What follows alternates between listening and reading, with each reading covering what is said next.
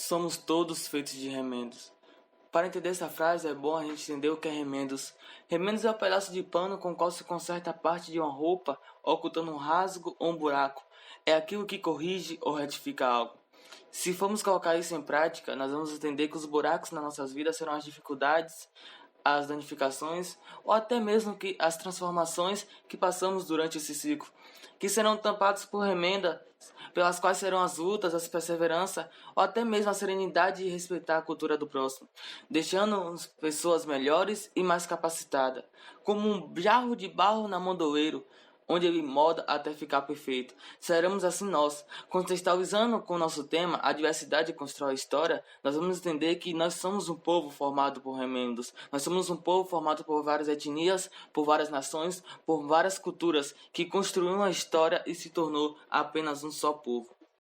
Desde os tempos mais remotos, o homem busca entender o motivo da sua existência e como foi criado. Para explicar esses questionamentos, ele pensava que existia porque foi criado por alguma divindade e que seu destino já era traçado e nada poderia alterá-lo. Ou seja, se o homem era rico, é porque os deuses queriam. Se era pobre, também era a vontade dos deuses. E foi nesse período que as epopeias entraram em cena, sendo as obras do poeta Homero, a Ilíada e a Odisseia, as mais famosas e populares. Porém, com o comércio e as navegações, as pessoas começaram a conhecer culturas diferentes e outros costumes, e com isso começaram a se questionar se realmente elas existiam a partir da vontade dos deuses. É a partir desses questionamentos que surgiu a filosofia. Então, as pessoas aos poucos começaram a pensar por elas mesmas, mas ainda assim o pensamento mítico dominou por um grande período. E foi graças à filosofia que o homem começou a pensar no porquê das coisas, e assim descobriu que os raios não eram atribuídos a Thor e nem a Odin, que os tsunamis não eram a ira de Poseidon. E assim, cada vez mais, o homem vai aumentando seu conhecimento e também a sua arrogância, tirando as divindades do centro e colocando o homem no centro das coisas, dando início assim ao antropocentrismo. Humanismo, movimento literário e filosófico que teria acontecido durante os séculos XIV e XV, na região da Península Itálica. Surgido no contexto de renascimento cultural, ou seja, o retorno da cultura greco-romana na sociedade, ela teria originado nas cidades de Gênova e Veneza, devido então ao retorno das atividades comerciais no mar Mediterrâneo. De forma simplificada, o humanismo nada mais é que a valorização do homem com a natureza, o mostrando como ser pensante e racional. Sendo assim, após se manifestar em várias áreas, o humanismo mantém algumas características centrais, e elas são a valorização do ser humano como algo único e intelectual, o ênfase ao antropocentrismo como alguém que está livre para tomar qualquer ação no mundo sem interferência ou punição divina, a valorização das emoções humanas, o afastamento dos dogmas com o surgimento então dos conteúdos profanos, a valorização do racionalismo do método científico com a utilização do empirismo, entre outras características.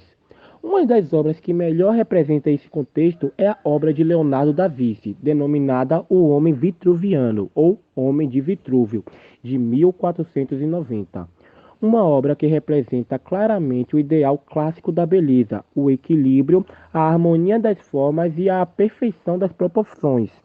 Como podemos ver na imagem, ela trata-se de um homem nu, representado na sobreposição de imagens, que estaria então formando quatro posições diferentes, intimamente relacionada com a filosofia humanista. Ela representa de forma precisa o papel do homem no antropocentrismo, alguém que está no centro de tudo, portando um livre-arbítrio. A condição humana é todas as características e eventos chaves que compõem o essencial da existência humana, incluindo o nascimento, o crescimento, a emoção, a inspiração, o conflito e a mortalidade.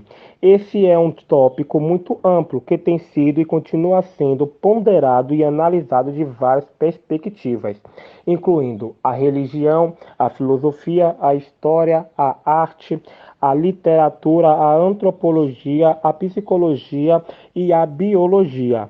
Os filósofos eles forneceram muitas perspectivas. Uma visão antiga e influente foi a da República, na qual Platão explorou a questão o que é justiça. e postulou que não é primeiramente uma questão entre indivíduos, mas com a sociedade como um todo, levando a conceber uma utopia. 2000 anos depois, René Descartes declarou: "Eu penso, logo existo", porque ele acreditava que a mente humana, particularmente sua faculdade da razão, era a principal determinante da verdade. Por isso, ele é frequentemente acreditado como o pai da. O sofrimento faz parte da condição humana e vem para todos nós.